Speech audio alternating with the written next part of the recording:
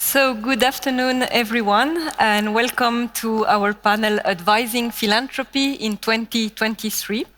My name is Sabrina Grassi. I'm the Director General of Swiss Philanthropy Foundation, which is an umbrella foundation based in Switzerland. I will be your moderator today, together with my fellow panelists here. Now, I introduce the panelists that are with me today. So I will start from your right, my left, Beth Breeze, who has joined us. So Beth has a 10-year career in the fundraising and charity management, but then you shifted to academic work, and you direct the Center for Philanthropy at the University of Kent in the UK. You lead research, teaching on any aspect of philanthropy. You are also created and you are teaching an MA in philanthropic studies, and you are passionate in general about public engagement. But you are here today for a specific topic because you are a book writer. If I'm not wrong, you wrote up to 6 books, and in February this year, so 2 months ago, your brand new book was published about advising philanthropy with your co-author Emma Beeston, and we'll love to hear your insight in a few minutes. You are going to tell us a bit more about it. Then on my left, I have Alexis Duroy de Blicky. Alexis is the CEO of the Family Business Network. It's a world-leading network bringing together over 4,000 business-owning families in 32 chapters, spread over 65 countries. So you are a Belgian-Swiss citizen. You have a Master in Management Science of Solvay Business School. You have been recognized as one of the top 100 family influencers. Congratulations, by a leading magazine. You have also prior position at Lloyds, Verlinvest, Armonea, and you are also on the board of Trusted Family, a leading governance platform for business families. So Alexis will really share an insight about philanthropy and within family, and the topic of transmission next generation. We look forward to hear you. And now on my right, I have Anne van Leer. Anne van Leer, you come from Antwerp. You are a notary for over 13 years, and you have your own notary office together with an associate, over 20 staff, I heard recently, so congratulations. And in this role, you are really advising clients on the legal aspects. And you really have all these follow-up of families, of clients in setting up, structuring philanthropic vehicles, and which encompass also many emotional aspects. So we look forward to hearing from you. You also are the president of the Private Art Support Foundation, which is a fund hosted by the King Baudouin Foundation, and which form bridge between entrepreneurs and artists. So you are at the same time engaged with philanthropy. So we look forward to hearing from your experience. And then we have Luc Hegemans. Luc Hegemans, you will be able to share with us many perspectives today, because you started as a banker. You worked for over 30 years at BNP Paribas Fortis. You belong to the executive committee as Secretary General. You also have held diverse directorship. You sit on various boards, an impressive career. You have also been chairman of a microcredit organization, MicroStart. And you are also chairman of a single family office, and you are touching philanthropic topics with that. But you also created with your wife 2 philanthropic funds, one of which is hosted by King Baudouin Foundation. So we also look forward to hear from your philanthropist perspective and not only advisor. And then we have Sabine Roux de Bézieux. Sabine Roux de Bézieux So has a past career first in finance, and then also in the advisory industry. You work for Arthur Andersen for 13 years. You also developed your own consulting practice at some point at Vanceo. Today, you are a recognized figure of the French philanthropic sector. You have been first running your own foundation, Fondation Araoc, so we'll also hear from this perspective. But most importantly, you chair Un Esprit de Famille, the national organization of family philanthropy, so you accompany families on a daily basis, and we will hear also from you what are their needs and what trends you can see. Further to that, you chair the French Ocean Foundation, Fondation de la Mer, and you are also Chevalier de la Légion d'honneur, so congratulations as well. And finally, just joining us on the scene, Etienne de Calatay, so right on time. Etienne is our second financial specialist today. You graduated from University of Namur and London School of Economics. You have co-founded and you are today chairman and chief economist of Orcadia Asset Management, an asset management company, and there you are especially dedicated to sustainable investment, so it will be very interesting to hear from you. Besides that, you are also visiting lecturer in universities such as University of Louvain and Namur, and you held offices at the Central Bank of Belgium, also Chief of Staff for Belgian Minister of Finance, Belgian Prime Minister, or other financial functions at Banque de Groof, for example. So thank you for being with us today. We are a large panel, so I hope everyone will have enough time to share their experience and perspectives. And now I let the word to Beth Breeze, who is going to really present you three main ideas and maybe more about your latest book, Advising Philanthropists. Thank you so much, Sabrina, and hello, everybody. I'm very happy to be here today and grateful for your interest in this topic, which I've now been focused on for some years, both as a researcher and as a teacher of philanthropy. So our students study advising philanthropy. I'm sure you can imagine it is not easy to summarise an 80,000-word book, this book, which I waved earlier, and I'm happy to wave again, to summarise 80,000 words in 7 minutes, but I will do my best. And if you want the longer version, then hopefully you can track the book down somewhere. The reason for writing the book and for having this session is a point that we've already heard a few times today, that philanthropy and doing philanthropy well is not as easy as we might think. Perhaps you've heard the quote from Andrew Carnegie, the Scots-born American philanthropist, who said, "It is more difficult to give money away intelligently than it is to make it in the first place." Now, if that sounds like a bit of an exaggeration, how can it be more difficult to give it away than to earn all that money?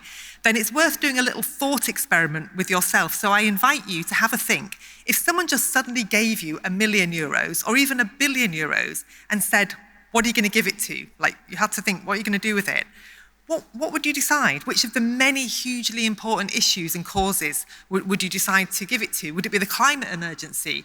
Would it be ending global poverty? Would it be ensuring children everywhere get an education or get life-saving vaccines? Perhaps you'd think on a different, more local scale. Perhaps you'd think about institutions and organisations that have meant something in your private life. There's so many choices. So even having 1 million or many billions, it's very hard to narrow it down because these are all the right answers. Philanthropy is hard because there's so much choice, and the choices are between good and good options. Philanthropy is also getting more difficult than it seems because there's growing criticism of private giving, which we also heard earlier today. Often this is about the role of power dynamics in giving relationships and how easy it is to cause unintentional harm by giving in a way that doesn't respect the beneficiaries. So how can philanthropy advice help if philanthropy is so difficult? Well, in a nutshell, what philanthropy advisors do is they provide skilled support for donors. So when donors are happy with the impact of their giving, they tend to give more. So advising helps to generate not just more philanthropy, but better philanthropy. So both of those two goals. We heard today that more and better philanthropy is very much needed at this time of multiple crises. So hopefully that helps already make you feel a little bit more positive towards the role of philanthropy advising if it can help increase both the quantity and the quality of philanthropy. So in the 5 minutes I've got left, I'm going to share 3 key points from this study of philanthropy advising. What does the work involve? What are the challenges of advising? And what does the future hold? So what do philanthropy advisors actually do? Well, they help their clients turn their ideas for doing good with their money and their non-financial resources into reality. And if anyone was in this room before lunch, somebody on the stage described that as helping people turn their dreams into projects.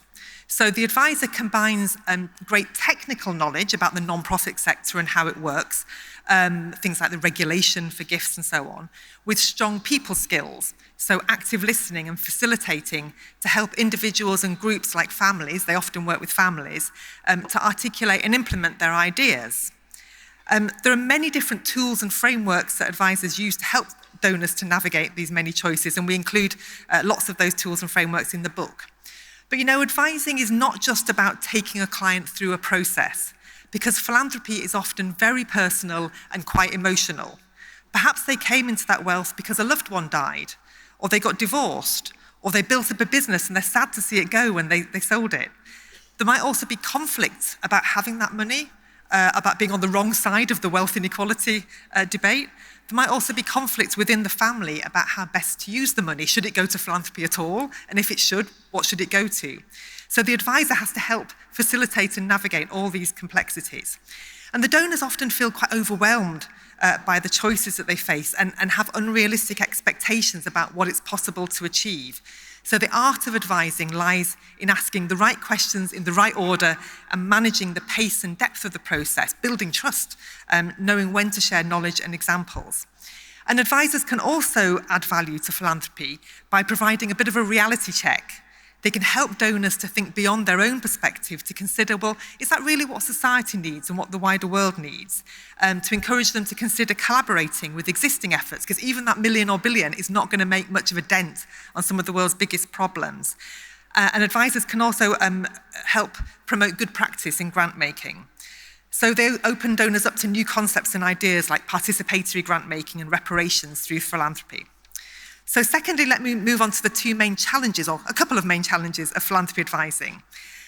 Philanthropy involves both money and morals, and both of those can be really difficult to talk about openly, especially in Europe. Cultural taboos about money and morals is one of the reasons that private giving, I think, is more common in the US than in Europe, where people seem to be much more comfortable discussing those issues. So one of the first challenges involved in advising is for both the advisor and their client to overcome their natural inclination to keep their philanthropy private and keep it to themselves for fear of breaking these taboos. But there's good news for advisors. Research shows that their clients do want their advisors to raise this topic, and younger people in particular are very receptive to receiving advice. So there's no need to be shy. If you are an advisor, it's likely that your clients are already giving. It's quite common to give some amount to some cause. So it's rather odd to leave it out of discussions about money. You know, you're discussing pensions, you're discussing buying houses, you're discussing stocks and shares. Why not discuss philanthropy? It's part of the whole person that your client is in front of you. And that's what clients say, that by bringing philanthropy into those conversations, perhaps it's the thing that they're most proud of that they do. They find it more satisfying to have those conversations. And some advisors describe philanthropy as like a magic glue that binds them to their clients and also to their clients' children. So it's good for retaining business in the next generation. The second key challenge is the fear of not having enough knowledge to meet clients' expectations. And that is an understandable fear because, as already noticed, philanthropy is more difficult than most people realise. So I only mentioned before the amount of choice you have in which cause or issue to focus on. But even once you've chosen a cause area, the arts, environment, education and so on, there's still a lot more choices to make. Because there's a lot of different non-profits working in those topics and doing slightly different work in terms of who they help and where and how.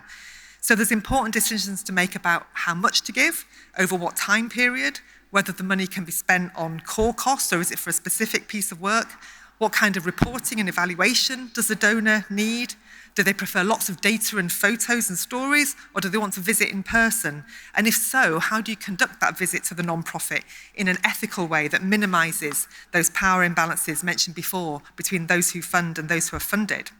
So a good philanthropy advisor can help their donor to get involved and engaged in the things that they support in a way that reassures them that their money is being spent well and gives them satisfaction from their giving, but also manages to avoid placing an unnecessary burden on the funded organisations, which are probably already very overstretched doing their work without donors turning up every day, and also may have concerns about their beneficiaries' privacy and dignity. So thirdly, and more briefly, what does the future of advising hold?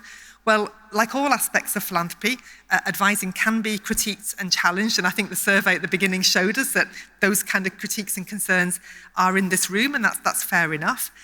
Specifically, I think people worry that philanthropy advisors are simply placating their clients, making them feel okay about wealth and not confronting the really big issues around inequality, and also giving them even more undue power and unaccountable influence over broader society. So is it true that advisors are just placating? Well, for the book, we did interviews with 40 philanthropy advisors in 15 different countries, and they overwhelmingly rejected the idea that they simply served their client. In fact, they normally said we serve two masters, the client and wider society. So to give you an example of the kind of things they said, one said, if they, the client, didn't want you to challenge and they didn't want you to steer them, to guide them to do it better, then they probably wouldn't be interested in paying you for your services, which seems a fair point.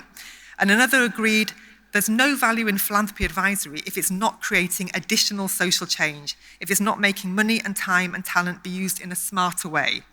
So helping money to be used in a smarter way seems to me a good fit with what many professional advisors already do, whether as lawyers, accountants, notaries, and so on.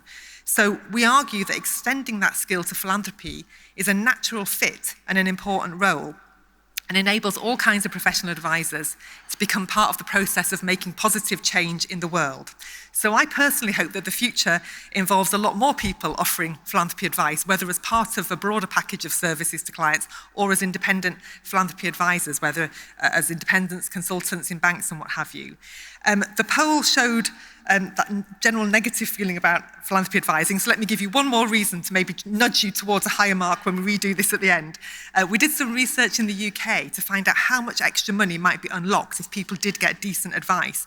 And the figure that was arrived at was that that kind of leverage could bring out another £1 billion per year if there were better advice to UK donors. So if you multiply that extra amount in every country that could have advisors, then the simple act of raising the topic of philanthropy with clients could make an enormous difference to create a better world. So I look forward to hearing what my colleagues have to say. Thanks for listening, and I hope you find the book useful.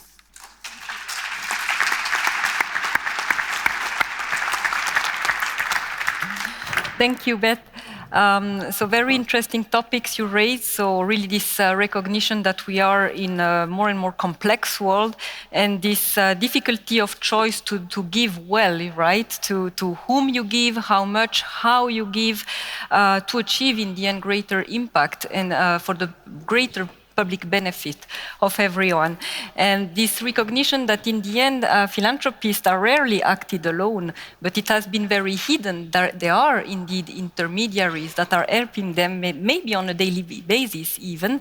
So this is why we are going to address this subject. I wanted to ask you, Anne, first, because my perspective is that legal advisors are many times one of the first entry point in philanthropy for a philanthropist, for a donor, because the very start when you have a philanthropic project is as well to ask yourself how you want to structure it, right? Are you going to set up a vehicle, and which one? So with this, can you share with us, Anne, from your notary perspective, who comes to you and how comes philanthropy in your daily practice? Yes, good afternoon. I'm honored to be here, so I will gladly share my experience as a notary. I would like to start with a famous quote of a famous movie, Gladiator. What we do in life echoes in eternity. And that's something, mostly the aim of people who come to me who want to mean something after they pass away. They want to express some interest, some comfort for people, for groups of people, for art, for passion for music and things like that. And we give them the legal structure. But everything begins with an emotion, with a personal story, and it's our job to listen, to observe, and to ask what is going on in the mind of the client. Therefore, we need also the help of organizations like KBF, because they have the information which is useful to give a wider perspective of everything what is possible. So in the case that it is clear for the client what they want, then we can make the legal structure. And then we can give the legal certainty that everything that they want, that will be also accomplished in the future, even after their death. I see three types of clients. First of all, the individual with no relatives, no heirs, and with a lot of money, and they don't want to give it to the government or to the taxes. Secondly, you have the individuals who want to share a part of their wealth with a certain objective for a certain good cause. And thirdly, you have families who want to have a family goal, philanthropy as a family objective, and this over the generations. So there are three types of clients, and we have three types, I think, of ways to serve them legally. First of all, you have the donation during life. That's the fact when someone gives away already during his life an amount of money or a property, for example. Secondly, we have the will, very important. We are responsible for the correct drafting up of a will, the correct consequences. You have different kinds of wills, so it's our obligation to be sure that everything is correct, that there's no room for interpretation when someone passes away. And the legal importance of the will has also another side, the human importance. That means that for the client, the will is an expression of how the way they stood in life and what they want to mean afterwards for certain organizations or certain good causes. We also guarantee that the will is found after death. I think you all know the central register of wills, but it's not a detail. It's a very strict administration to be sure that if someone who is alone on the world, on the earth, that the will is discovered afterwards. So every will that is dictated to a notary or transferred to a notary when it's self-written will be public after the death of the client. What we also do is drafting up the statutes of foundations. That's also a task that notaries are obliged to do in Belgium. I don't know if that's sufficient, or do you have some other questions? No, thank you, Anne. And what's I think very important you just raised, because of course we are all concerned, and we heard from Bess of giving well, giving efficiently, but you reminded us that behind that there is always an emotion. So I mean, philanthropy comes from the heart. So intermediaries, advisors such as you need to reconcile this emotion, this generosity, this personal intimate aspect together with structuring and making it efficient, but also making it work for the transmission. So we will maybe keep that in mind in our conversation, that we are a bit dealing with both aspects, the emotion and the efficiency. And now I would like to turn on Etienne, who is advising in the financial sector. I mean, bankers or wealth planners are also often an entry point or a first contact person for philanthropists. So maybe you can explain us your role when it comes to philanthropy. What is your role towards guiding these philanthropists, this donor, and also which trends you see, because you are structuring the wealth planning.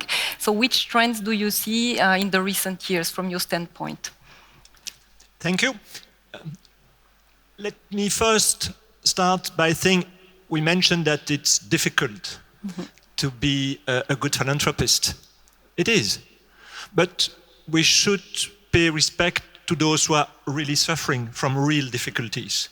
There are other things in life much more difficult than to give. So it's not to dispute the point that it has to be done in a smart way, and that to get advised about it is a good idea.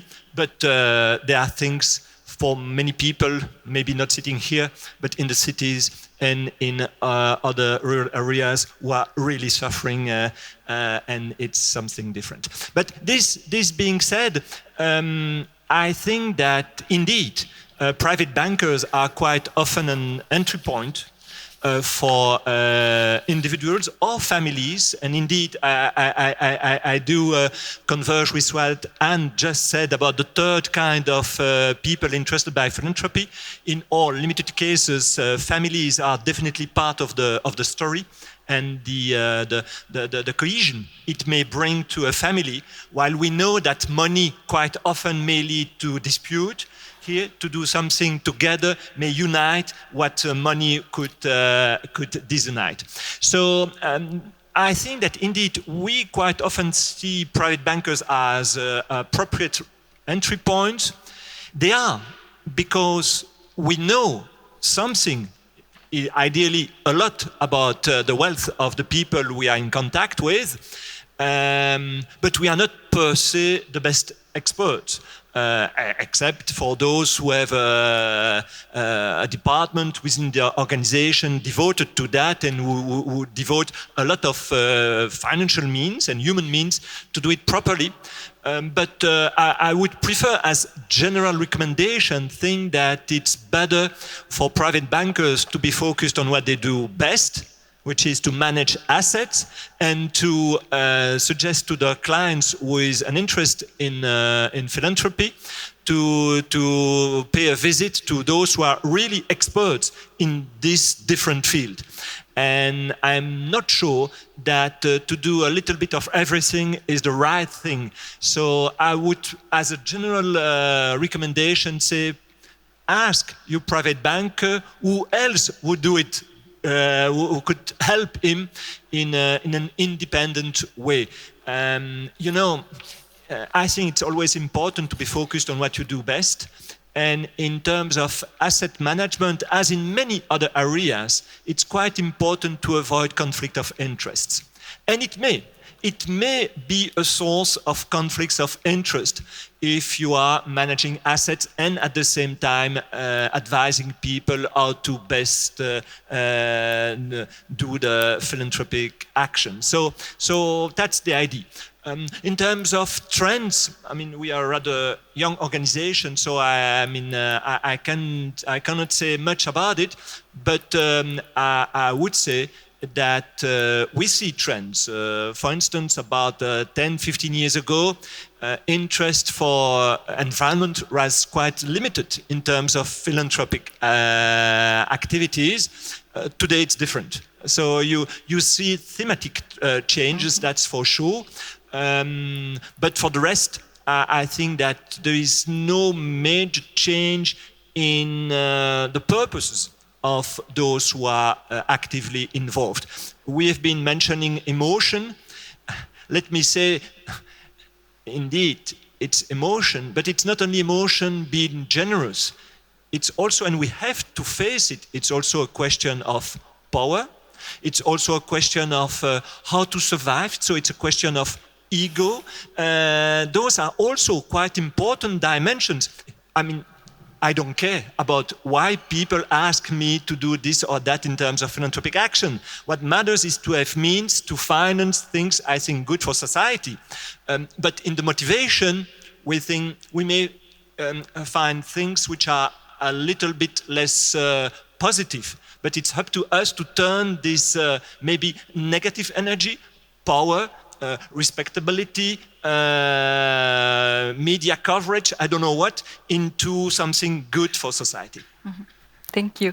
And do you see trends like request for sustainable investment or mission-related investment? Because now more and more philanthropic actors say, well, I'm disbursing for the general interest, but what if my investment is not aligned with that? So is it something you have noticed? Definitely. And thank you for adding this. If there is something new, it's an idea of coherence. I want to be coherent. What would be the point of caring about society through my philanthropic activities while not being concerned that all my money, my wealth is invested? No, today you cannot disentangle the one from the other. And since we touched the role of the banker, you spoke about conflict of interest. There is another topic I'm often faced with in my daily practice myself, and there is some sensitization, I think, around that. I would be interested to hear you and also to hear you, Luc, because you had a long banking career. The banker might find that his interests are a bit conflicting with philanthropy because the purpose is to manage funds and money and to have it increase, so to have a question of capital retention and capital increase, while the philanthropist is going to ask to disburse, so really to give away those funds. So how they might create a tension here, and how would you answer to that? How would you address that? Question Luc, to me. if you want, yes. Okay, I partially agree with what Etienne said, that there may be conflicts of interest, and that's why I've noticed during my banking career that some clients will not be willing to speak to their banker about their philanthropic actions, but some look for it. I myself, we were, me and my wife, we had access to the expertise center of the bank, which at that time was in Paris. And we found that very useful to give us a framework to introduce us to the area, a bit like, and then a bit what Anne said, to challenge us and to find out with us in discussing about the topic, what our objectives could be, what the areas would be. That's a bit the same role that you play. So if there is an expertise center in a bank, and some of the private banks do have that, then I feel that the risk of a conflict of interest is not that big, because it is separated from the investors, from the investment managers, I feel. So I see that as a possibility, and I was very happy with these couple of discussions we had with a person or two persons in that expertise center to give us, let's say, a general feel, a general framework of philanthropy, how it works, what the different possibilities are, but then in the end also to refer us to another party, in our case, the KBS. And we refined our ideas about what our objectives were, which group. We finally came up with an idea that that particular fund would be directed to social inclusion issues, and on the other hand, to venture philanthropic issues. And as a matter of fact, as it played out, the bank which I was active with had also already sponsored KBS on a venture philanthropy fund. And why we found that, in our case, very useful is that having no experience in selecting projects, that's what we wanted to. That's what we looked for. We looked for an instance, for an organization that, like the KBS, Venture Philanthropy Fund at that stage, that had already a way of selecting projects, so that we could be sure that the projects they came up with would be worthwhile, would have been screened, and we wouldn't have to do the screening work. And we could also leave the management of it to that venture. So I found that very useful. Is that an answer to your question? Thank you. Etienne, you want to fulfill on the banker's perspective between capital retention and disbursement?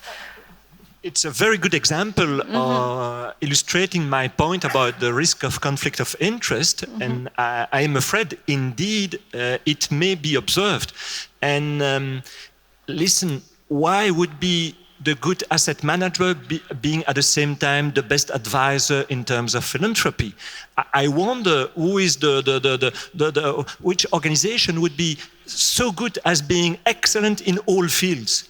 I would stick to my point. Better to go for the asset management where they are good at as managing your assets, and on the same time, as far as philanthropy is concerned, go to the right independent advisors. You will have top expertise and no conflict of interest. And don't forget, you pay for those things. Huh? I mean, there is no free lunch. Huh? We know economists like this sentence. There is no free lunch. I mean, if your bank is offering you such a service and it seems to be free of charge, as a matter of fact, you pay it one way or the other. Mm-hmm. Thank you. So we hear that many times we need to act with synergies and connect different intermediaries. It's not only one, but several according to their expertise. So that was a very nice insight. And we touched a bit about families. So I would like to go to the topic of family transmission. So first with you, Sabine, and then hear from Alexis as well. So Sabine, you are accompanying everyday families within an esprit de famille. So can you share with us the role you have and also what needs you see with these families and where they want to go and any challenge and solution you could bring to them? First, I'd like to thank the King Baudouin Foundation for inviting us today to share our experience in France. When my husband and I set up our own foundation, that was in 2005, we were not even 40 at the time, so far from passing away and not interested in writing a will, but really interested in having a philanthropic impact during our life and ideally when we were still young. In 2005, our bank did not have a philanthropic department, and now it has, and I'm happy about it. Secondly, our lawyer had never set up a foundation. Our notary had never set up a foundation. And there were very few legal instruments available to us. So we were very happy to create our foundation at Fondation de France in France. And so that was 18 years ago. How did I learn about philanthropy? So what if you didn't have advisors at the time, what were the means we had to learn about philanthropy? Our only solution at the time was talking to other philanthropists, so other people who had founded their foundation. And there was a informal group of about 20 foundations that met every other month to discuss about their issues, their programs. So I joined this group, and then gradually over time, we developed a friendship and managed very successful projects together. And we decided to create an organization that will allow new founders of foundations, as well as old existing foundations, to get together and work together for better impact and to increase their positive impact on general interest. So that's how an esprit de famille was created in 2012. We're not really advisors. So I wonder why I'm actually sitting here. We're not advisors. And I like all these smiles in the room. So more smiles. We're talking about philanthropy and happiness, please. So we're not advisors. I think we like to see ourselves as developing companionship, fellowship, walking hand in hand with other philanthropists to improve our individual and global impact.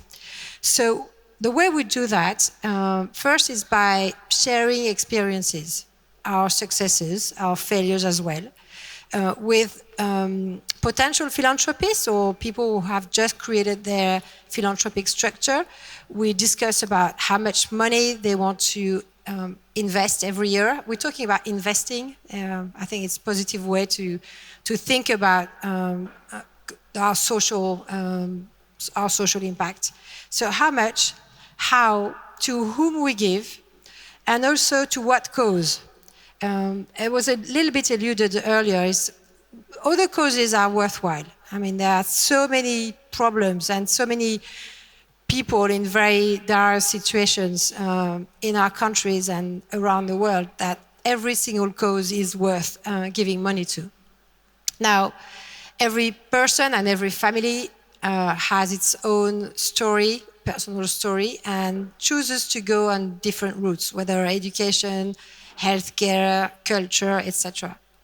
What I saw within an esprit de famille and our over 100 members is that a lot of family foundations have invested their time and their money into education and social issues. And that's what we did with our foundation. Most of our investments were and are still spent on education and helping the poorest children and families access to the best education possible. But over time, I've seen a very important topic emerging, and that's all the environmental dramas that our planet is facing. Climate change, biodiversity loss, all these issues are very much unfunded at the moment. I think I don't have the figures from family philanthropy, but I know from companies it's less than 5% of companies' sponsorship that is given out to environmental issues. And if you think that this is probably the most important issue that globally we're facing, it is interesting to see that some families are now starting to put serious money into these issues. And from a personal standpoint, that's the reason why I spend 80% of my time today with Fondation de la Mer, so the French Ocean Foundation. So coming back to un esprit de famille, so what we do, we share experience, on who we give, how much. We also discuss together how we involve different members of our families, different generations, how we transmit a foundation from one generation to another one. We also discuss how we measure impact. All of us come from business, so we know about KPIs, EBITDA, return on investment, all these very useful indicators that are useless in the philanthropic arena because we can't measure people's happiness, although there are indicators as well. You know, it's not the way we measure impact. So we have numerous conversations and we manage projects on and carry out studies on how to measure impact in the social arena. So globally, this is how we worked in sharing experiences with on different sectors or on different subjects of worries for our foundations. The second big area of cooperation is co-financing. And we have a number of circles, like on education or handicap, where we gather 10, 20 foundations together, decide to attack seriously a specific cause and try and change something in our society. And we've done it successfully over the last few years, and we're going to do it more and more because we're stronger when we're together than just isolated. And our third objective at Un Esprit de Famille is promoting philanthropy. This is what we all do, you all do as part of your job as advisors. But we do that by sharing our own experience, sharing of our happiness of giving, because that makes people happy to give. So let's tell everyone that it makes us happy. And it's not about ego or... I think in Europe, we're very different from the US model. People in Europe don't use philanthropy for their own status or their social status. They are not looking for their names on museums or on the first cover of glossy magazines. It's more about genuine philanthropy and having an impact. And this is something we also try to promote and explain to our government and our fellow citizens in France that there are philanthropists in our country and that people do that for really generous reasons. And they do it discreetly, they don't want to be known, they don't want to have a ranking of the most generous givers in the country. But it's important for the journalists and for potential givers to know that philanthropy exists and it can be done, and also I believe it should be done by those who can do it. Thank you, Sabine. And so we've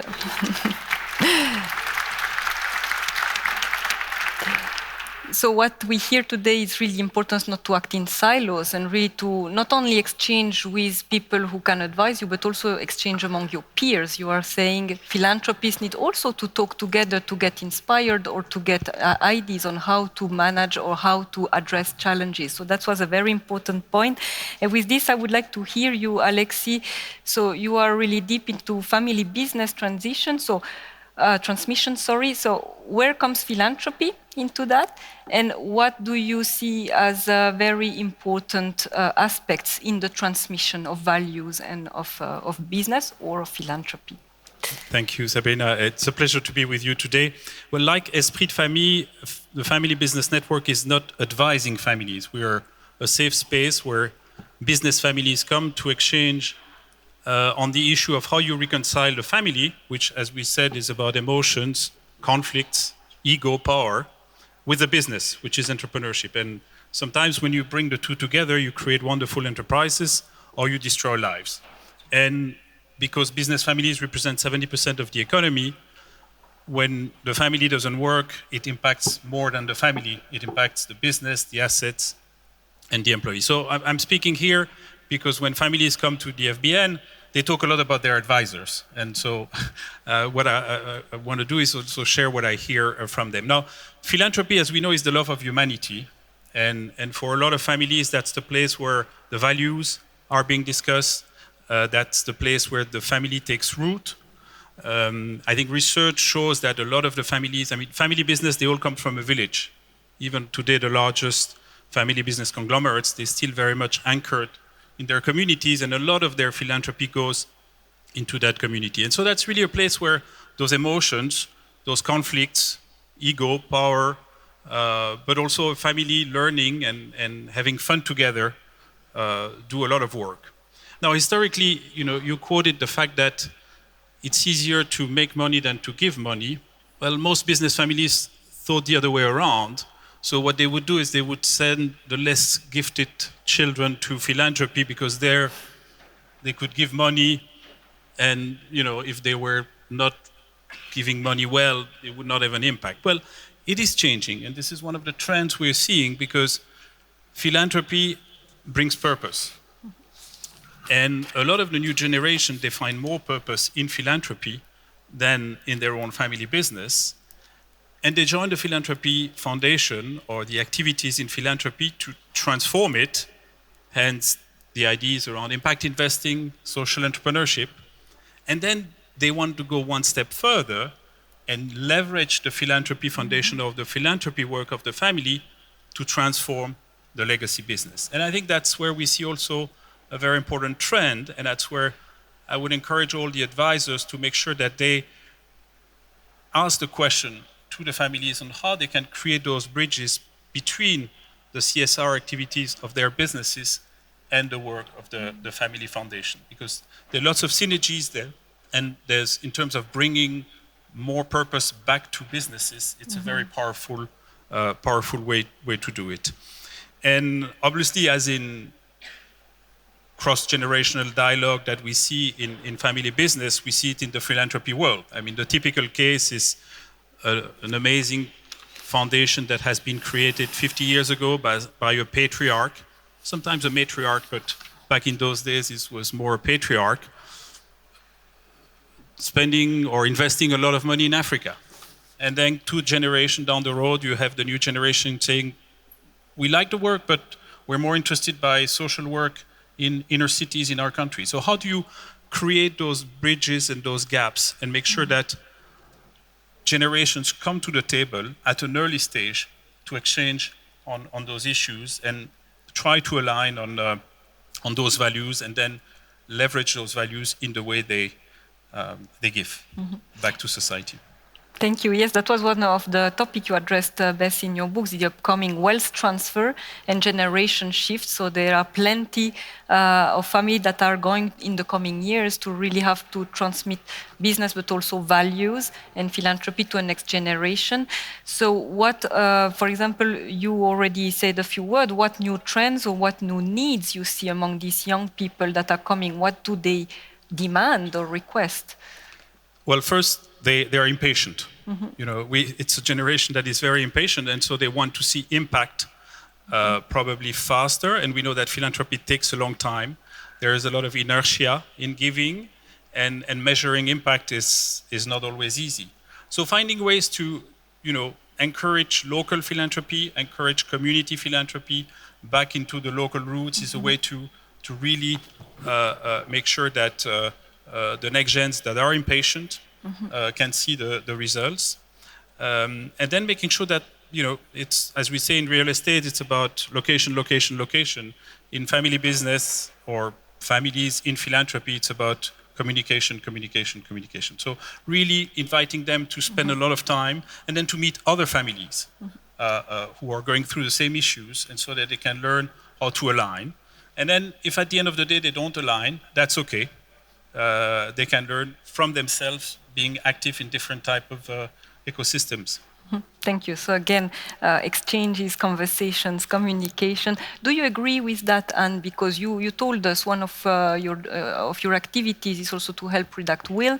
So you are deeply into the transmission and legacies aspect. Do you agree with what you heard? What do you retain as very important in this transmission aspect? Yeah, I agree absolutely because it's an individual question for each family or each client, and you have to go into communication and to discuss everything what's behind the question.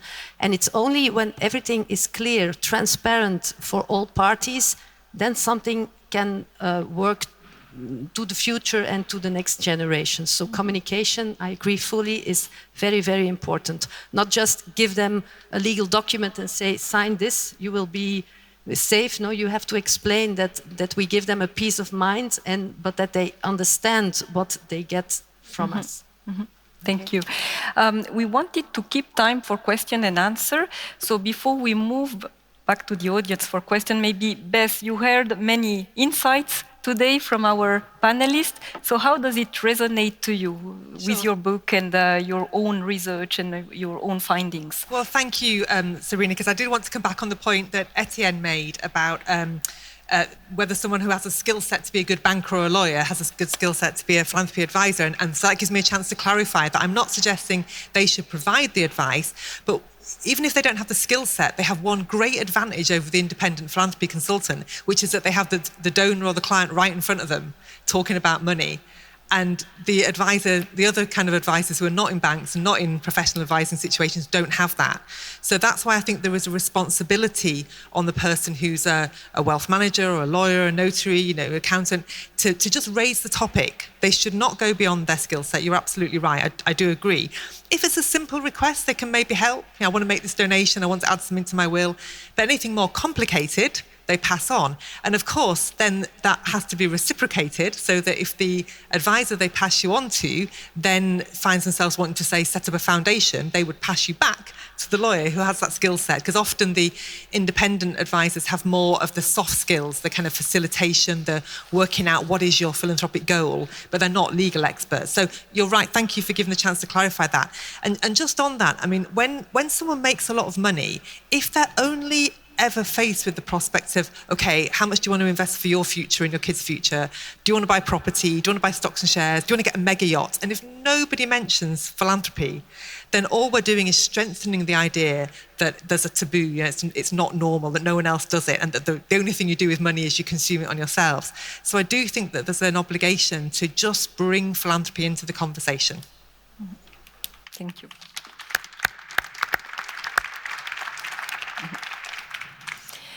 So I propose we move to question and answer, and maybe answering the questions, you can also add anything that came into your mind with these conversations. There is a question here in front, the lady I saw.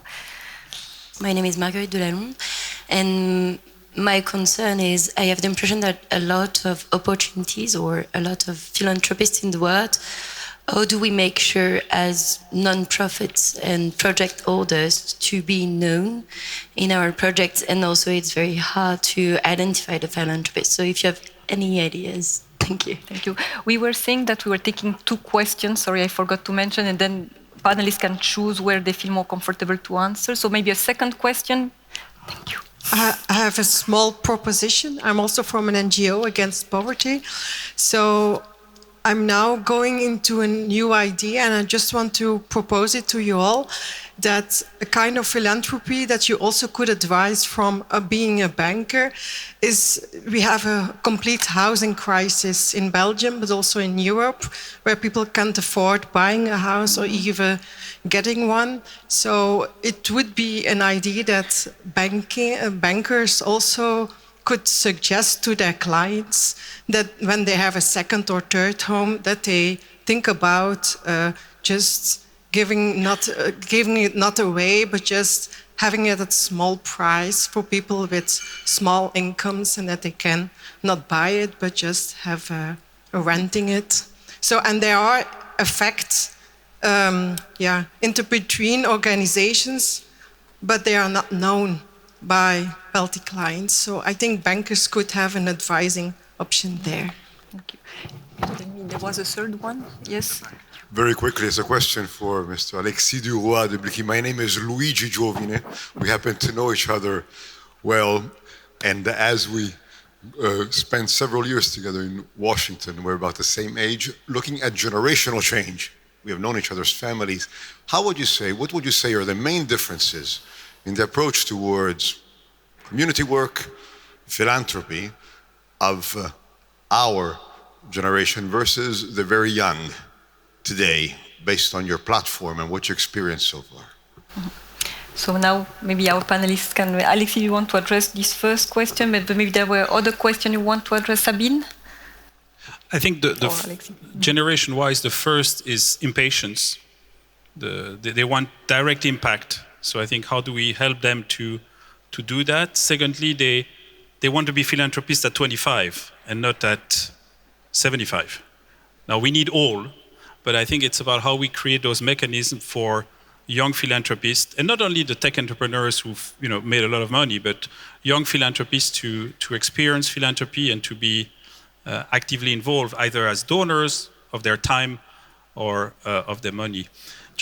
I think one point about the two questions of the two ladies with NGOs, I think to make philanthropy, to make NGOs and projects more visible, they need good advisors.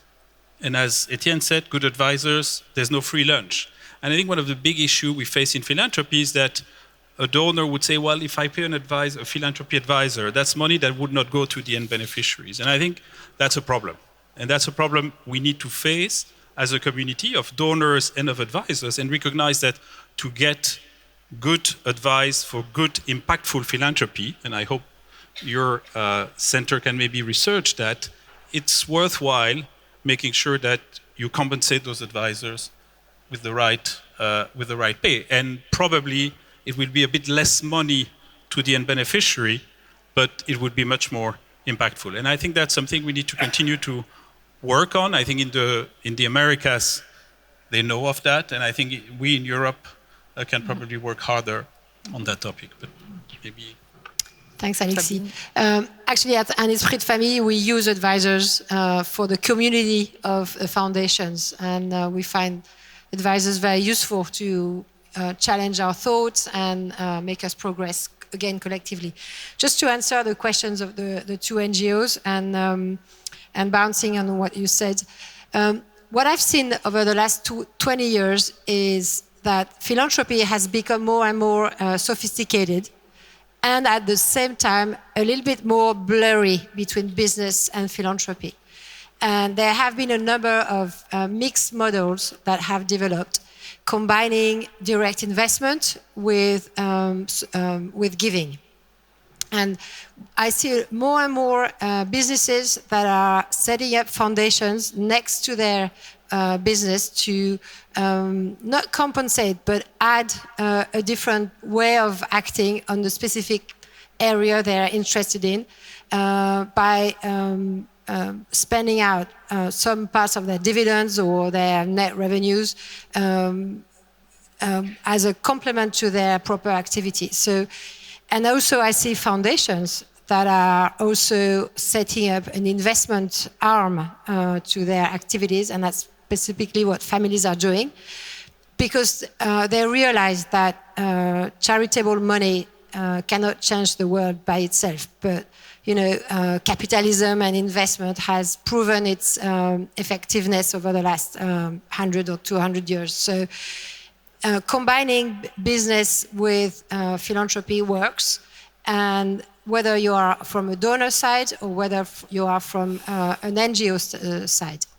And then to respond to your question, for the NGOs, what can you do to know who gives? First, you could go and look at your competitors, other NGOs, and see who their partners are and approach them. And second, you could go to the website of an Esprit de Famille. You have 120 names and you can write to them. Thank you. Okay, other question? Very fascinating panel. Thank you so much. Annette Baker, Children's Tumor Foundation. I have a question for you. When you say there is a generational shift, and so the younger generation wanting faster investments, do you also see a higher appetite for risk? Are they willing to take more risk? Because what I think is really fascinating, what I learned today, is that I've been fundraising in the US and now we're starting to fundraise in Europe. What we see is what Pierre said this morning and what was also said on the previous panel is that the philanthropies are kind of asked to try something out, almost like a laboratory of innovation, laboratory of change. And then when it works, the government, or I don't know exactly who, will then pick it up and scale it. That means that we really need risky people that are not risk averse. I just wanted to see what you would think on the risk appetite of the new investors. Thank you. One more question then. Thank you for your very interesting intervention. I have an experience in the private sector, in the private foundation, the public sector, and the social sector. And from what I've seen from being somebody who also created a new social structure, is that it is very hard to have access to the big philanthropy. So it's easy.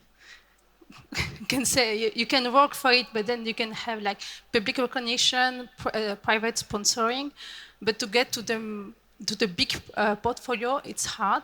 And I have the feeling now that I'm getting more and more into that world, it's that it's a very closed world, and unfortunately, I don't want to offend anybody, but. It's a sector with like many managed by people who have wealth, and that's, you can say it's normal because that's the one who will give.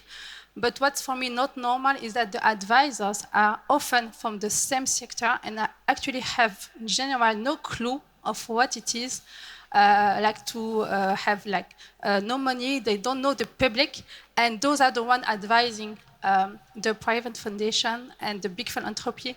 And I think it's a pity because I don't think to come to the point that was said, like, yeah, you have to have budget to finance somebody who will help you and give you advice. I've tried it, and honestly, the cost is like, there is no way I will give that money instead of making happy youngsters and family. And for me, the burden should not be in the non-profit. The non-profit has enough challenges. It has to be from the philanthropic sector to get right advisors who know the sector and not that are only close to their family. Thank you. So, maybe our panelists want to answer one or two, the two questions that were raised. I don't, Luc? To come to your question first, I have the impression that philanthropists in general, and maybe the younger more, are willing to take more risks. That is my feeling. I'm not sure about. I give the example in which I've been involved in MicroStart here. Belgium, it's a microcredit institution which has been run for 10 years, providing microcredit facilities in Belgium to people from poorer areas and supporting them exactly to set up their own small businesses. Now, I can tell you the activity of MicroStart as such over the last 10 years has been loss-making for all the 10 years. Nevertheless, the shareholders in the project, the stakeholders, have been willing to put lots of money in it every year. Having said that, I also see now that there are questions being put. How can we change the model of that organization? How can we help it to become break-even in a certain... But the fact that I have been doing that for 10, 12 years now shows to me that there is a willingness to do that. I use that same example to give a bit a reference to you.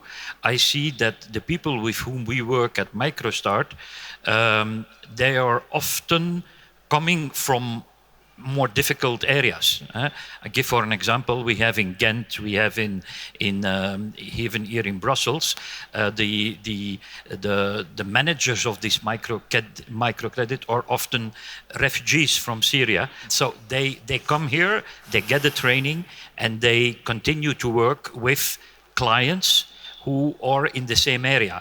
I know it's not a real question to your answer, but in my perspective, it shows that the donors or the institutions that are giving money to MicroStart in this case, they very well understand that you need people from the poorer areas to help them out as well. Thank you. Thank you. I'm afraid we are running out of time, so unless you can do it in 2 words, even less than 30 seconds. Just linking the 2 questions. Yes, they want to take more risk. That means that they're going to fail, and they need to talk about it. And that leads to the second question. We need to bring more transparency to philanthropy. And maybe, and I know, I've had a conversation with Sabine earlier today, maybe not become totally like the US, but continue to be humble, but be more confident about talking about what works and what doesn't work in philanthropy. That means bringing more transparency. And so that will help also to, allow you to reach some of the bigger donors. And I think if you're active in Belgium, I suppose, there are great networks. One of them we co-founded with Kurt Pelleman, who's here in the room, Toolbox. It's 150 people who come together in small teams to advise organizations like yours for free. And I think, leveraging that and bringing more transparency is really the way forward. Very good end word with transparency. So with this, I would like to conclude and thank you first very much my panelists for being here today, Best Breeze, for bringing your book and some insight, and Alexis Duroy-de-Blicky, Anne van Leer, Luc Egemans, Sabine Roux-Bézieux, and Etienne de Calataille. Thank you very much, and thank you, the audience, for all your attention and for being with us today.